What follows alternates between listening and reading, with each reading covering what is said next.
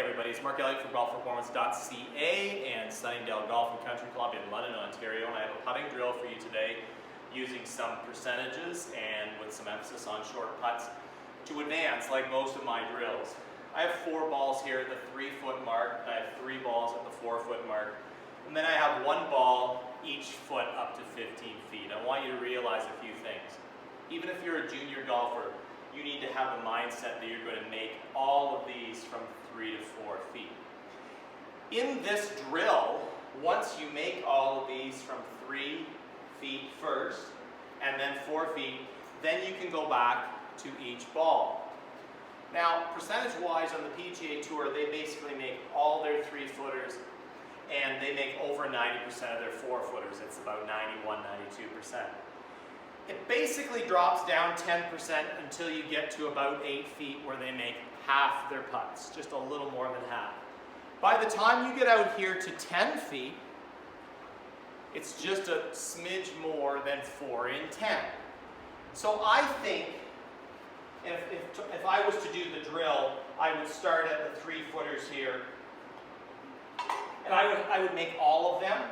I would move back to the 4-footers, and I would have to make all of them in order to move back to the 5, 6, 7, 8, 9, and 10-foot putts. Now, I think at 10 feet and about 41% on the PGA Tour, and I realize that's holding you to a very elevated standard, but I think up to about 10 feet, it would be a shame to be short on these putts. And so I think the goal up to 10 feet is to give it enough speed that it either arrives at the hole or is beyond it. In reality, I'd probably be a little bit disappointed in that one because it's just sitting on the lip. But if I move back here, we've got 11, 12, 13 feet. You know, here I'm going to be less angry at myself if I leave it a little short, because these statistically aren't makeable putts. And so, and now it might go in, but that's fine.